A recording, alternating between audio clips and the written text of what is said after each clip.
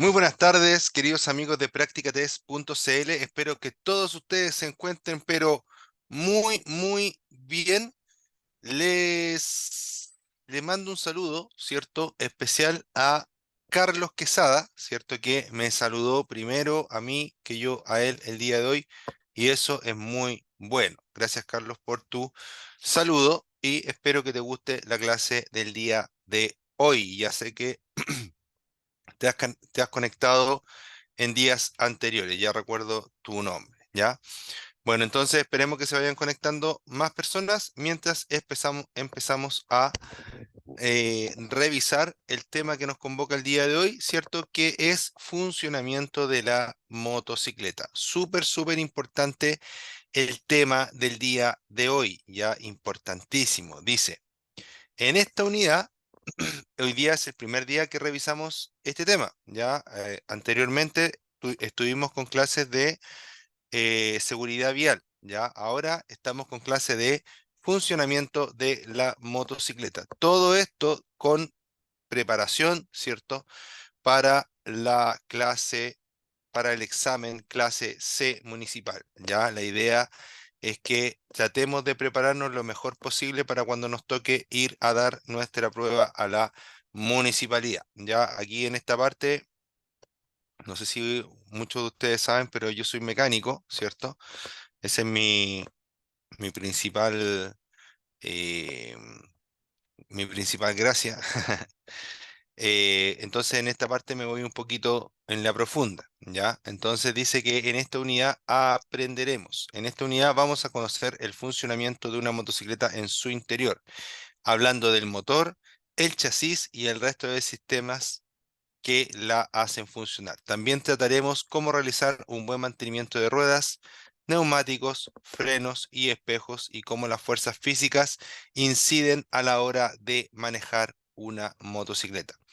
Súper importante la clase del día de hoy. Si queremos conducir algo, si queremos tratar de manejar algo, tenemos que saber cómo funciona, de qué se trata, de qué estamos hablando. Si no, ¿cómo vamos a poder nosotros dominar una máquina que no sabemos cómo funciona? ¿Ya?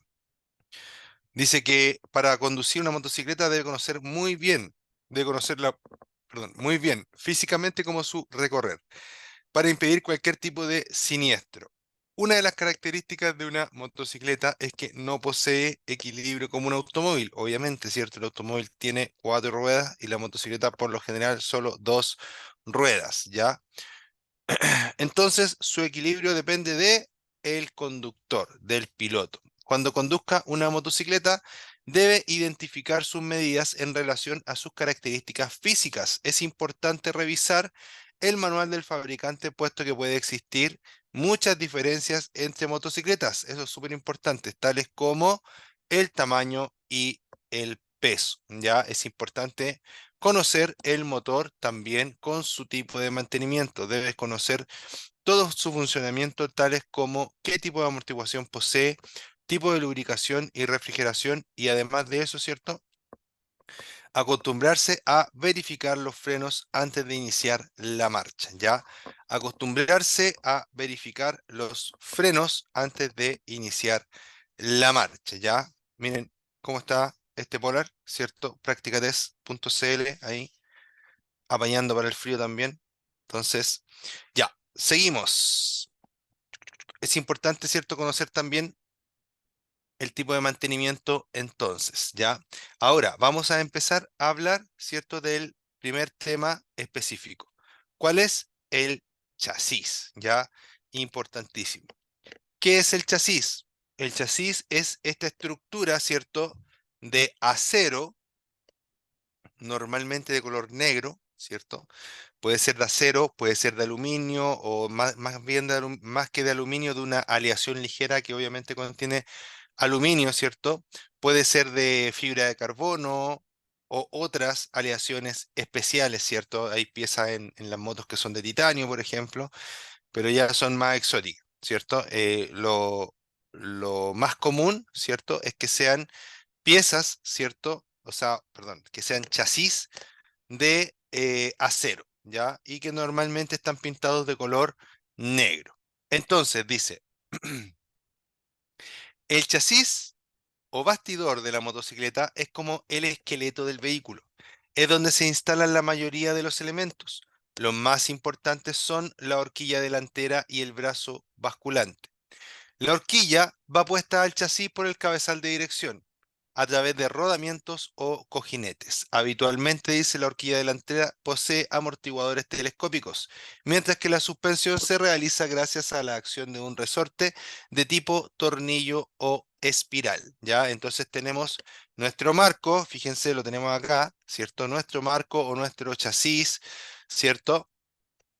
O nuestro bastidor, que normalmente es de acero, pero además de eso, en la parte delantera vamos a tener las horquillas y acá en la parte trasera vamos a tener el brazo basculante que justo en esta imagen sí está, ¿ya? El chasis es todo lo negro, ¿ya? Esto no es chasis y esto tampoco es chasis, ¿ya? Este es el monochoque trasero, que es la suspensión que permite absorber los impactos, y este es el basculante trasero en donde va montada la rueda trasera. Súper importante. Entonces, tenemos, ¿cierto? La horquilla va puesta al chasis por el cabezal de dirección a través de rodamientos o cojinetes. Habitualmente la horquilla delantera posee amortiguadores telescópicos, mientras que la suspensión se realiza gracias a la acción de un resorte de tipo tornillo o espiral. El brazo basculante mantiene la rueda y la suspensión trasera, ¿ya? Esta suspensión consta por lo general de resortes en espiral y amortiguadores telescópicos que trabajan generalmente con aceite. Para regular el peso del conductor debe realizarse en un taller especializado para no dañar el sistema de amortiguación, ¿ya? Súper importante. Entonces, tenemos que en el eje delantero vamos a tener una horquilla, ¿ya? Esa horquilla está normalmente compuesta por dos barras telescópicas, ¿cierto? Normalmente, porque estuve viendo el sistema que traen unas BM bien grandes, como de trail, que trae una especie de bandeja adelante, que la verdad que yo no lo conocía hasta hace 2, 3, 4 días atrás, ¿ya? Tengo un amigo que sabe mucho más de motos que yo y justo había una ahí estacionada y me la mostró, ¿ya? Entonces, hay unas que aparte de las dos barras delanteras, ¿cierto? Traen una especie de bandeja muy parecida a las bandejas que traen los vehículos, ¿ya? Muy parecida. Y me pareció bastante interesante. Así que los que les gusten las motos, averigüen acerca de esas BM para que conozcan, ¿cierto? Ese tipo de tecnología. Entonces, dice, que tenemos una horquilla, ¿cierto? Que es lo que yo les estaba explicando. Las normales, común y corriente que nosotros conocemos, son horquillas telescópicas, ¿ya? Algunas tradicionales y algunas invertidas, ¿ya? Después dice que también tenemos un brazo basculante y se refiere al brazo trasero que les mostré delante, ¿ya? Ahora, estas dos suspensiones, chiquillos, las dos constan con un resorte, ¿cierto? Que es un fierro, por decirlo así, enroscado que permite que se achique y se estire, ¿cierto? Y un cilindro hidráulico, que lo que hace es absorber las oscilaciones como del rebote de la moto, ¿ya? El resorte, como su nombre lo dice, es un resorte, o podríamos decir que es un elástico, ¿ya? Que tú lo comprimes, lo sueltas, ¿cierto? Y lo que va a hacer al soltar es que va a soltar y volver, soltar y volver, soltar y volver, soltar y volver, soltar y volver, ¿ya? Lo que hace el amortiguador en conjunto con esto es que el resorte se comprima, suba y se quede ahí. ¿Ya? Le hace una resistencia para que no tenga este rebote después de absorber algún bache, por ejemplo. ¿Ya? ¿Y qué logro con eso? Logro que la moto sea más estable, porque si las suspensiones van rebotando, la presión en el neumático va, aumenta, disminuye. Entonces eso hace que la moto sea menos manejable. Esto pasa en todos los vehículos con suspensión, ¿ya? Se lo explico para que ustedes entiendan la importancia de que las suspensiones trabajen bien, ¿ya? Si usted tiene una fuga en la suspensión, resuélvala lo antes posible, ¿ya? Si usted tiene las fugas pequeñas, normalmente no afectan tanto, pero en el tiempo va a ir cada mes saliendo una gotita, por decirlo así. Al cabo de 2 o 3 años ya no va a quedar nada de aceite en la telescópica. Entonces, la gracia es que si ustedes ven alguna falla, por ejemplo, que está transpirando aceite, ¿cierto? Que está saliendo un poquito de aceite o que está goteando aceite directamente, eso se tiene que solucionar, aunque la moto siga andando. Aunque yo le pase un pañito, ¿cierto? La limpio para salir, después vuelvo, le paso otro pañito y listo. Ya, eso no sirve. ¿Por qué no sirve? Porque podemos afectar la seguridad de la moto. Ya, no quiere decir que transpiré un poquito y dejé la moto ahí porque no se puede usar. No, quiere decir que necesito arreglarla lo antes posible. Probablemente la moto se va a poder seguir usando un buen periodo de tiempo más. Pero la idea es que lo arregle lo antes posible para no llegar a estos límites críticos que pueden comprometer gravemente, ¿cierto?, la seguridad, la estabilidad de la moto y obviamente del piloto. Ya dice, importante. Verifique la amortiguación, que no tenga fugas de líquidos. Al tener malo el sistema de amortiguación, puede provocar serios daños en la conducción y control de la motocicleta. Súper importante. De hecho, las motos más caras, una de las cosas en las cuales se ponen mucho esfuerzo, se van muchas lucas, es en las suspensiones. Si usted va a comprarse un Jeep, por ejemplo, o incluso un auto deportivo, cosas en las que se pone mucha plata en ingeniería, en desarrollo, son las suspensiones, ¿ya? Entonces son importantes.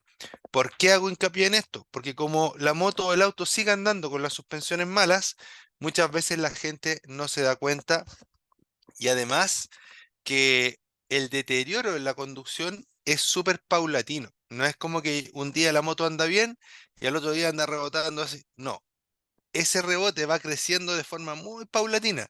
Entonces el conductor se va acostumbrando y después no se da cuenta que la moto no anda bien, ¿ya? Entonces por eso es importante las revisiones, es importante fijarme que no hayan fuga, es importante, muy importante. Ya me pasaba a mí, mi primer auto fue un Suzuki Maruti, ¿ya? Era estudiante todavía, tenía una pega en la que me pagaban bien poco, aprendí harto sí en esa pega, pero la verdad es que me quedaba cero presupuesto al mes para arreglar el auto y necesitaba el auto para ir a estudiar de noche. Entonces, ¿qué pasaba? Que mis amortiguadores estaban malos y yo para la revisión técnica hacía una pequeña trampilla, ¿cierto? Y lo que hacía era solamente limpiarlo antes de ir a revisión técnica, lo limpiaba, ¿cierto? Y el auto pasaba. Y así lo hacía todos los años. No sé cuántos años lo hice, ¿ya? O cuántas veces lo hice, pero lo hice varias veces. Después, cuando tuve un poco de plata para cambiarle los amortiguadores, eran los traseros los que tenía problemas. Cuando le cambié los amortiguadores traseros a ese auto, el auto cambió su comportamiento, pero yo sentía que andaba así en un barco, porque pasaba por un bache, imagínense en un Maruti, un auto chiquitito, pasaba por un bache y el auto se movía para allá, se movía para acá, ¿cierto? Se sentía súper inestable. Cuando le cambié los amortiguadores, y esos unos amortiguadores baratos, eran nuevos, pero probablemente los más baratos que encontré, ¿cierto? Le saqué los viejos que ya no tenían nada de aceite, le puse los amortiguadores nuevos y el auto yo lo sentía que era pero como un Fórmula 1, así el mejor auto del mundo, solamente por el hecho de que ahora los amortiguadores de acero funcionaban como tenían que funcionar. Entonces, con eso debemos entender, ¿cierto?, que los amortiguadores son importantes, ¿ya? Muy importantes, aunque no impidan el movimiento del vehículo, en este caso de las motos, ¿cierto? Debo preocuparme, ¿cierto?, de que la amortiguación funcione 10 de 10, ¿ya? ¿Por qué? Porque compromete la seguridad de la moto, ¿ya? Más aún en moto, que es más peligroso caerse o chocar, etcétera, ¿ya?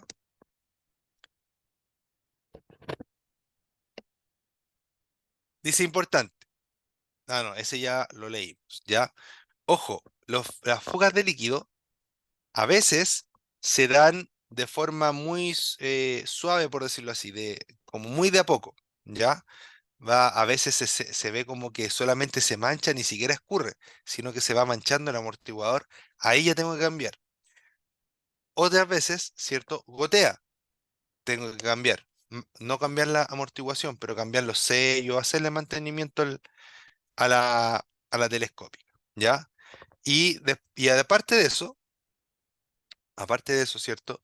Voy a necesitar que eh, en caso de que tenga una fuga masiva, que también puede pasar, sobre todo Sobre todo pasa en las amortiguaciones invertidas, a mí me ha pasado por lo menos, que a veces uno pasa por un bache y si la amortiguación no es tan buena o no está en tan buen estado, se revienta de una y el aceite sale hacia afuera así, un chorro, ¿ya?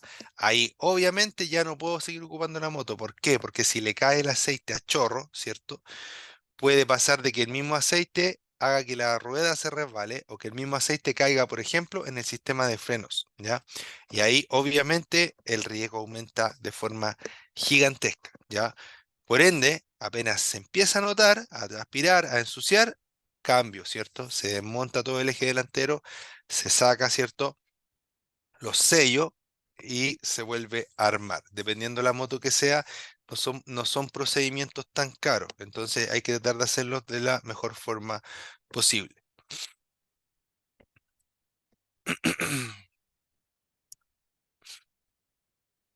2.2. El motor.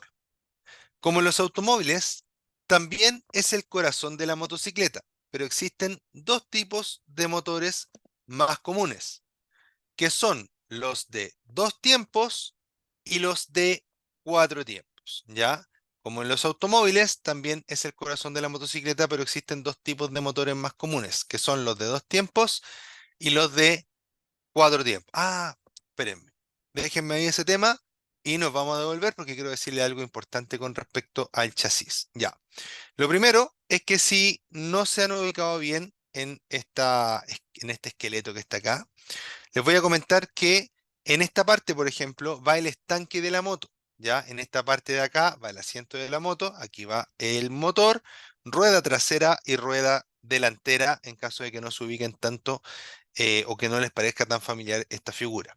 Y la otra cosa que es súper importante que no quería dejar pasar yo para esta parte de la clase, es que en esta zona de aquí, ya, esto nunca he visto que lo pregunten en las preguntas de la municipalidad, pero es algo de cultura que me gusta entregarle a mi alumno, ¿ya?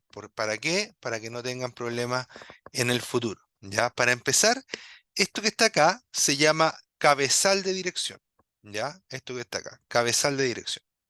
En este cabezal de dirección, que es parte del chasis, va inscrito, impreso, el número de chasis de nuestra moto, ¿ya? Es un número es un código con 17 caracteres. ¿Por qué digo caracteres? Porque son letras y son números, ¿ya? Ahí, por ejemplo, se puede saber dónde fue fabricada la moto. Por ejemplo, hay ciertas marcas de moto que venden su ADN italiano, por ejemplo, y la gente compra la moto pensando que es una moto italiana, porque la marca es italiana, pero la verdad es que la moto fue íntegramente hecha en China, ¿ya? Hay algunos, no voy a nombrar a nadie especial, ¿ya? Pero hay algunas marcas por ahí que tienen ese problema, ¿ya? No sé si porque la marca lo intencionó así o porque la misma gente que lo fue comprando pensaba que era así y en verdad no era así, ¿ya? Pero eso pasa mucho en el mercado automotor actualmente, ¿ya? Que porque, por ejemplo, un vehículo es de una marca, uno piensa que es americano y en verdad es 100% chino el vehículo, ¿ya? No quiere decir que sea bueno o malo, ojo, no estoy diciendo eso, ¿ya? En China se ensamblan cosas muy buenas y se ensamblan también cosas de dudosa reputación, ¿ya? Entonces, ojo ahí. Para eso me sirve el número de chasis. Primero, para identificar cosas como esa de mi vehículo. Por ejemplo, dónde fue armado, ¿ya? Y segundo, me va a servir también para identificar, obviamente, mi moto de forma totalmente particular, ¿ya? Más particular inclusive que la patente, porque con la patente yo puedo ver mi vehículo solamente acá en Chile, ¿ya? Con el número de chasis yo puedo averiguar cosas de mi vehículo en cualquier parte del mundo, ¿ya? Existen ahora unas bases de datos gigantescas en las cuales yo puedo meter un número de chasis y me dice a qué vehículo corresponde ese número de chasis, ¿ya? Entonces es importante tener esa información. Ahora, ¿para qué se me es más útil? Sobre todo cuando voy a comprar motocicletas que son usadas, revisar que el número de chasis concuerde con la moto, ¿ya? Que el número de chasis concuerde con la patente, eso quise decir, ¿ya? Tengo los papeles, ¿cierto? El papel de anotaciones me dice, o el padrón también me dice el número de patente y el número de chasis y el número de motor, ¿ya? En este caso, el número de chasis va a estar inscrito en esta parte y debe estar inscrito de buena forma. ¿A qué me refiero con eso? Si veo que una parte está raspada, si veo que una parte tiene unos números medio chuecos o tiene unos números más grandes y otros más chicos, ¿ya? En esos casos debo dudar, ¿cierto?, de la veracidad del vehículo que estoy viendo. Es decir, debo pensar que a lo mejor ese vehículo tiene algún problema, que fue robado, que fue clonado, que por algún motivo, quizás no robado ni clonado, pero por algún motivo no corresponden bien los números de chasis o modificaron en algún momento los números de chasis de esa unidad en particular, de esa moto en particular, ¿ya? Y para eso les va a servir mucho. Y también inclusive cuando son vehículos nuevos, porque pasa que a veces el concesionario está entregando 5 motos y a una moto se le cambia, o a 2 motos se les cambian las patentes, y la que tenía que ir con una patente terminada en 5 se va con una patente terminada en 6 y la que iba terminada en 6 se va a terminar en 5. Y uno se da cuenta de eso a veces después de 2 años, ¿ya? Después de que fue la revisión técnica y me dijeron, oiga, el número de chasis no corresponde con la patente, y ahí me meto en tremendo problema, ¿ya? Entonces, eh, se los digo porque a mi familia le pasó, ¿ya? Hace hartos años atrás, obviamente, me imagino que han mejorado un poco los protocolos, pero mi papá compró un auto en una oportunidad nuevo y le entregaron el auto con una patente adelante que correspondía y una atrás que no correspondía, ¿ya? Entonces andaba otro auto por Santiago circulando con una patente y una patente también. Entonces, bueno, en ese tiempo no había ni taca, así que no era tan complicado. Pero eso puede pasar, po, porque las patentes las pone una persona y esa persona se puede equivocar, po, y no es que sea algo tan terrible, pero si yo reviso en el momento que lo que me están entregando sea lo que corresponde, voy a ahorrarme un montón de problemas, ¿ya? Eso, espero que vayamos bien, ¿ya? Una pregunta para Carlos Quesada, a ver si estuvo atento, ¿ya? Carlos Quesada, pregunta para ti, si puedes. Me respondes. Ya yo sé que a veces los alumnos van en la micro, no sé, no pueden responder. Si no puede, no puede nomás. Pero si es que puedes, te dejo esta pregunta a ver si estamos atentos. ¿Cuántos caracteres, cierto, letras o números tiene el número de chasis según lo que yo dije recién? Ahí te dejo la pregunta para que la respondas si es que puedes, cuando puedas. ¿Ya? 2.2. Ahora sí, nos vamos al motor. Súper importante. ¿Ya? ¿Por qué es importante? Porque se considera, ¿cierto?, el corazón de la moto, como dice acá. Pero sobre todo para las motos, en realidad para todo, para los autos, para las motosierras, para las cortadoras de pasto, existen motores de 2 tiempos también, ¿ya? Pero como estamos hablando de moto, nos vamos al caso de las motos, ¿ya? Tenemos 2 tipos de motores en las motos. Tenemos el motor de 2 tiempos y tenemos el motor de 4 tiempos. ¿Cuál es el más utilizado en la actualidad?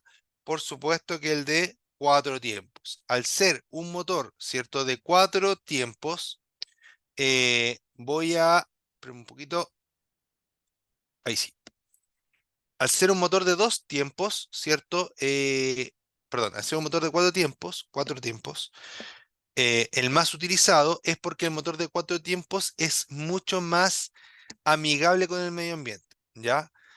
De las principales características de los motores de 2 y de 4 tiempos es que el de 2 tiempos necesita quemar aceite para su funcionamiento natural.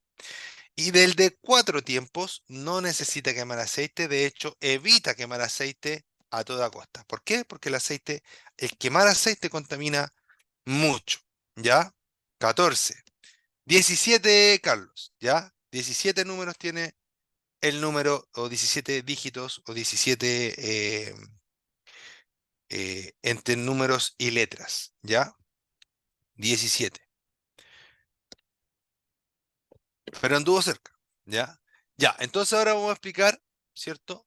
¿Qué es o por qué se llaman motores de 2 tiempos y por qué se llaman motores de 4 tiempos, ¿ya?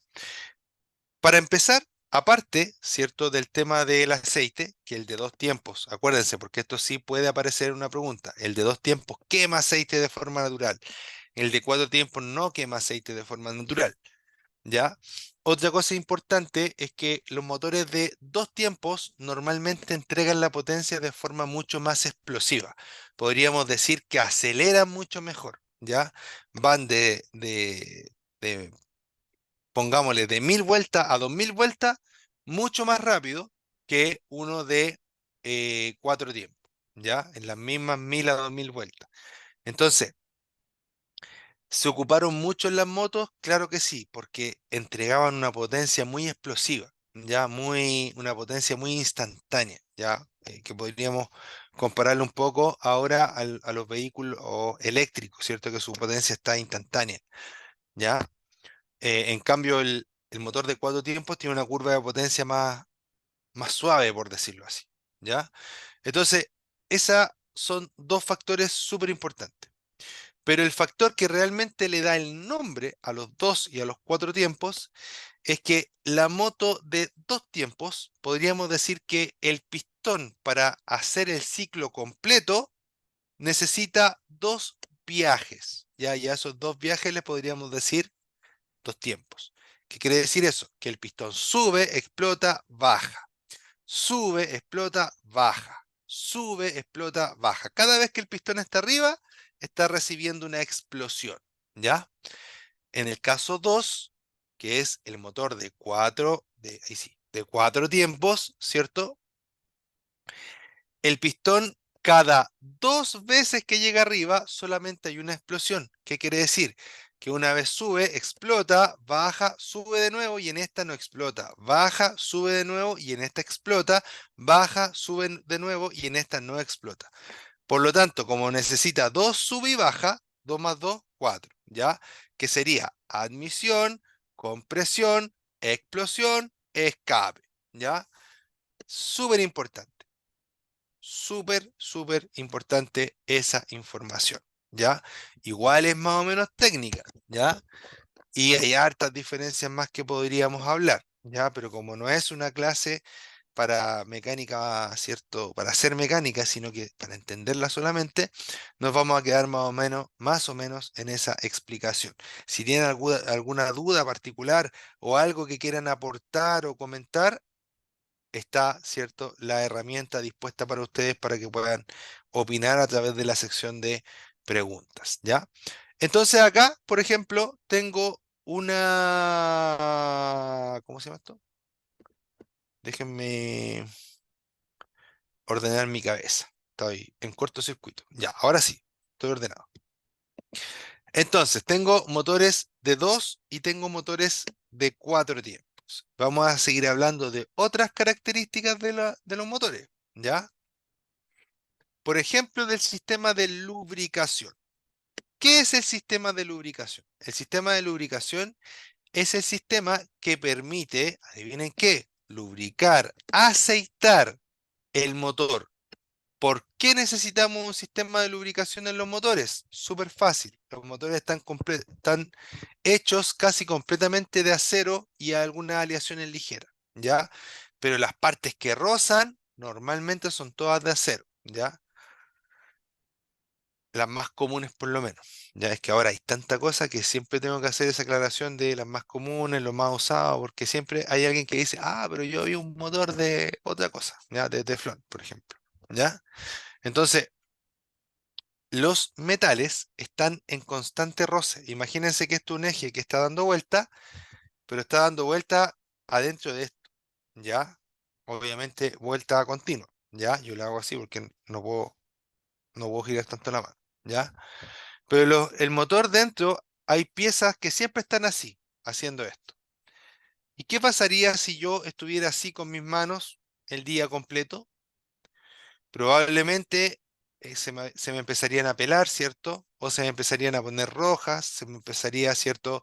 Los pelitos que tengo aquí se me cortarían, etcétera, ¿ya? ¿Por qué? Por el roce, ¿ya? Porque por más que así no pase nada, si yo lo hago muchas veces, sí va a pasar, ¿ya? Por el roce. ¿Por qué? Porque las superficies, aunque nosotros las veamos muy lisas, en realidad no son lisas. Si yo las miro con un microscopio lo suficientemente potente, me voy a fijar que la superficie de los metales tiene crestas, tiene irregularidades, tiene poros. Entonces las irregularidades de aquí se topan con las irregularidades de acá. Y como van rozando, esas irregularidades van chocando y se van rompiendo. ¿Ya? Eso pasa en el motor. Piensen que un eje en el motor, cuando el motor está eh, a, a velocidad mínima, está girando 800 veces en un minuto. Es decir, que pasa 800 veces por un mismo punto. ¿Ya? Entonces, ¿qué pasa? Que se va a gastar. ¿Ya? Por eso necesitamos lubricación.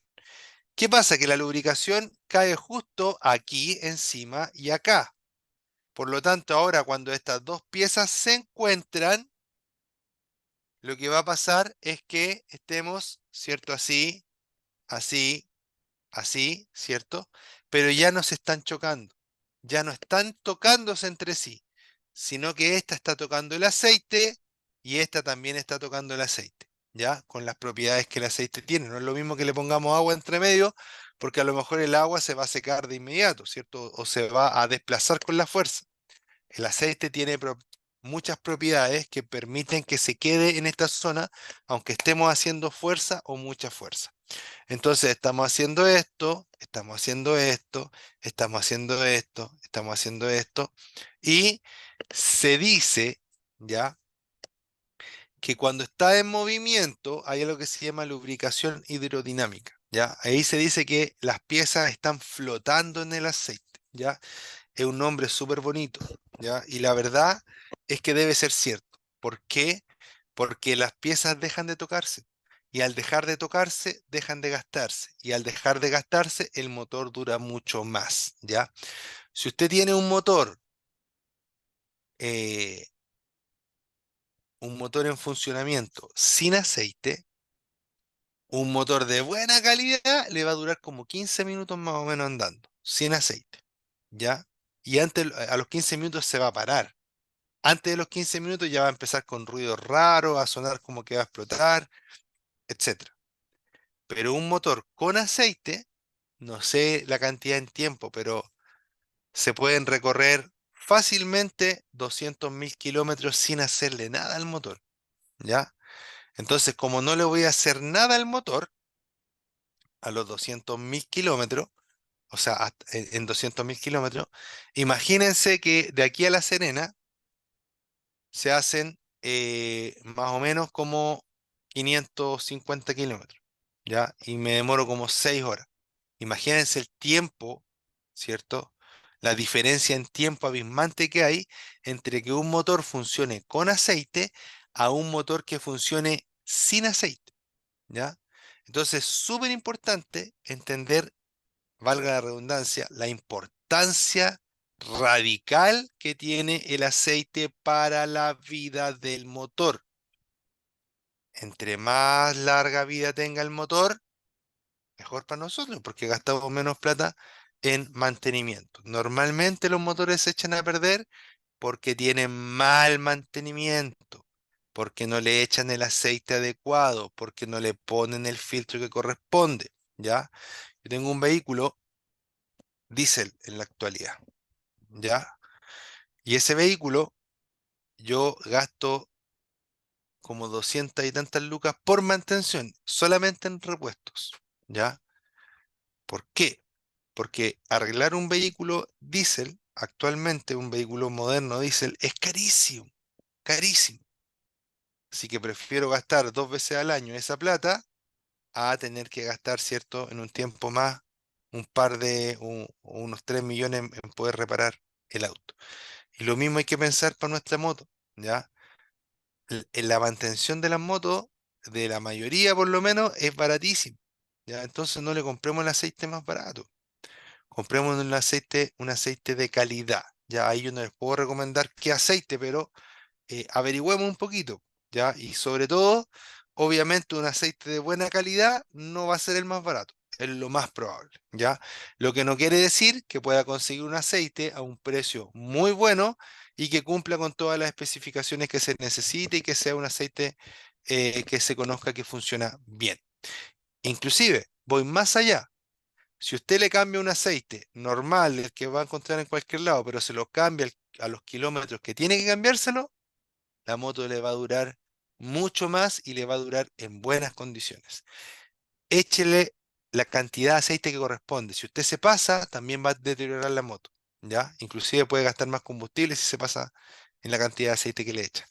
Entonces, todo al pie de la letra y la moto le va a durar mucho más. Veamos qué dice acá. Dice, en los motores de cuatro tiempos tiene un sistema de lubricación independiente. ¿Ya? ¿Qué significa eso? Todo lo que yo le hablé pasa porque en la parte baja del motor tengo una especie de reservorio que se llama cárter, ¿ya? Es como que tuviera un lavatorio por abajo que está recibiendo todo el aceite que va cayendo desde el motor.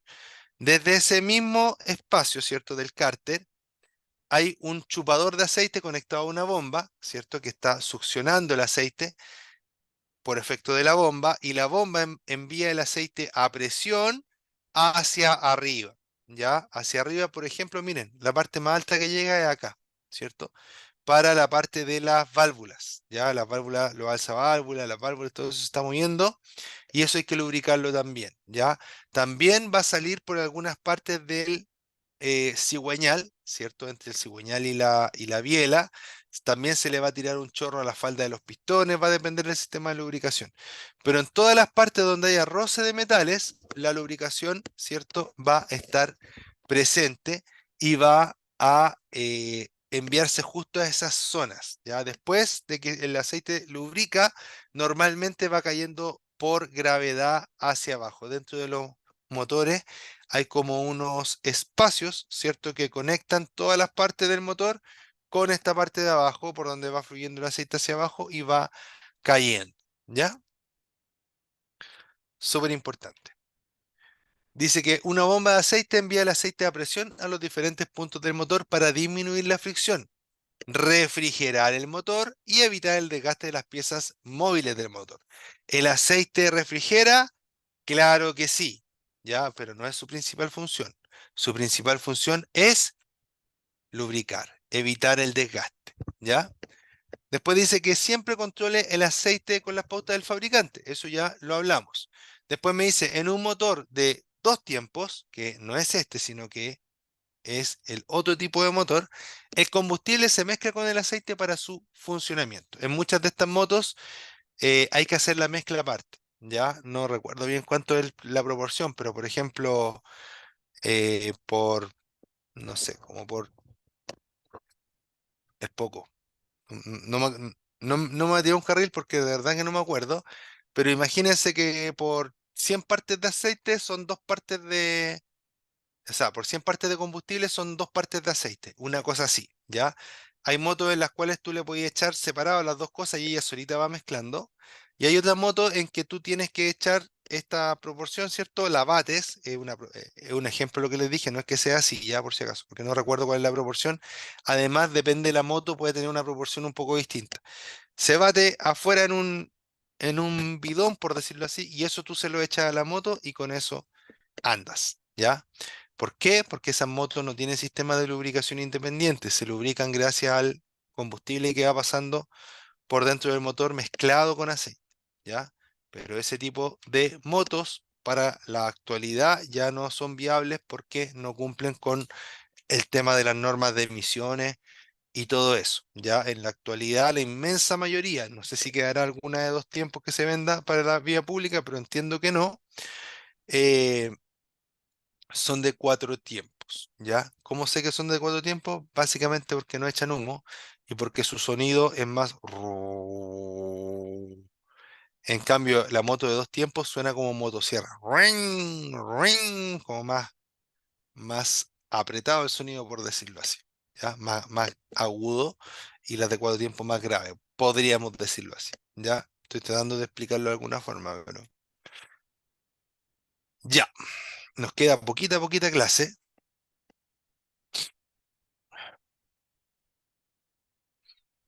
y les voy a dejar al menos presentado el tema del sistema eléctrico, ¿ya? El sistema eléctrico es muy importante que lo tomemos muy en cuenta. ¿Por qué? Porque nuestro sistema eléctrico, ¿cierto? Alimenta todo lo que necesitamos en la moto para empezar, para que la moto ande, porque alimenta la chispa que prende la gasolina dentro del motor. Otra cosa importantísima es que el sistema eléctrico podría causar un incendio en nuestra moto si es que no está tratado adecuadamente. Entonces dice, habla primero de la batería. Dice, la energía eléctrica para las luces procede de la batería. La batería contiene ácido sulfúrico que es corrosivo y por lo tanto peligroso para la piel. ¿Ya? La batería contiene ácido sulfúrico que es corrosivo y por lo tanto peligroso para la piel. ¿Ya? Para los ojos, quema, el ácido sulfúrico quema. ¿Ya? Entonces, ojo con ello. ¿Ya? Eh, En la actualidad, la gran mayoría de las baterías no necesitan mantenimiento, ¿ya? En el caso de las motos, normalmente te venden la batería seca, tú tienes que activarla, ya le pones como unas botellitas que vienen todas juntas así, como un, ¿cómo decirlo? Como una estructura con puras botellitas pegadas. Entonces uno las mete arriba, le pega unos martillazos de hecho, y empieza a caer agua destilada dentro de la batería y eso activa la batería y la batería queda cargada al tiro. Y te dan una tapita, uno le pone la tapita y ahí ya no es necesario hacerle más mantenimiento a muchas baterías. Si la batería trae como tapitas que sean removibles, normalmente ese tipo de baterías sí tiene mantenimiento y además son transparentes. Entonces uno puede ver la cantidad de líquido que tienen desde afuera. Uno las pone al sol así y puede ver la cantidad de líquido y te dan un indicador de líquido máximo nivel y mínimo nivel. Si baja el nivel en esas baterías con mantenimiento, que casi no hay ya, uno le echa agua destilada, ¿ya? Después dice, los fusibles. Ah, hay otra cosa que quiero explicar. Dice que la energía eléctrica para las luces procede de la batería, ¿ya? Eso es verdad. Pero recuerden que la batería es el acumulador. Hay otra cosa que carga la batería, ¿ya? ¿Y qué es lo que carga la batería en el sistema? Es una especie de alternador, como en los autos, pero en la moto está hecho de una forma más pequeña, ¿cierto? Y se llama o recibe el nombre de magneto, ¿ya? Va puesto en una de las dos tapas de la moto, si no me equivoco, en la del lado derecho, ¿ya? Si no me equivoco. Eh, dice que, ya, aclaramos el punto de la batería y ahora el tema de los fusibles. Dice que los fusibles son parte del sistema eléctrico. Tienen la misión de impedir el recalentamiento o incendio de los cables. Si la corriente es muy alta, por ejemplo, en caso de un cortocircuito, se funde un hilo del fusible e interrumpe la corriente, ¿ya? ¿Qué les voy a explicar ahora de los fusibles? Esto lo voy a volver a pasar mañana, ya porque a este tema me gusta darle un buen rato.